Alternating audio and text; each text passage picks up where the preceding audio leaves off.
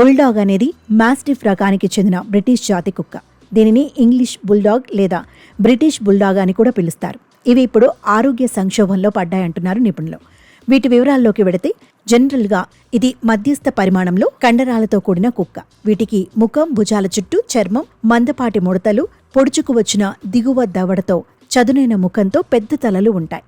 Bulldogs మృదువుగా ఉంటాయి. వాటి యజమాని పాదాల పక్కన విశ్రాంతి తీసుకోవడానికి సంతోషంగా ఉంటాయి. కానీ అవి అప్పుడప్పుడు ఆడుకోవడం, నడకకు వెళ్లడం కూడా ఆనందిస్తాయి. బుల్డాగ్లలో 50కి పైగా రకాలున్నాయి.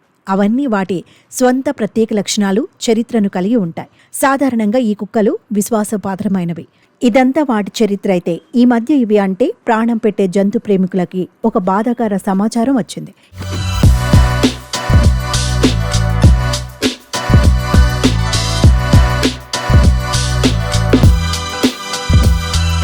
ఇకపై పొట్టిగా, బుజ్జిగా కనిపించే బుల్డాగ్లను కొనొద్దని పశు వైద్యులు సూచిస్తున్నారు.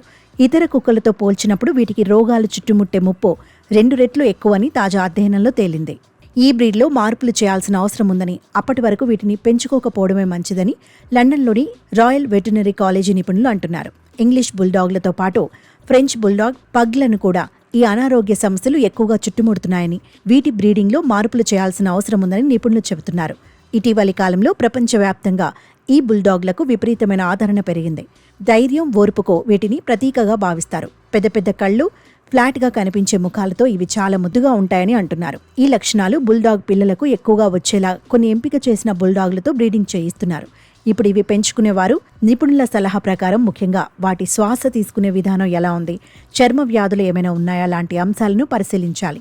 బ్రీడింగ్ విషయంలో జాగ్రత్తలు పాటించే వారి దగ్గర నుంచి వీటిని కొనుగోలు చేయడం ద్వారా కొంతవరకు ఈ సమస్యను పరిష్కరించొచ్చు అని అంటున్నారు.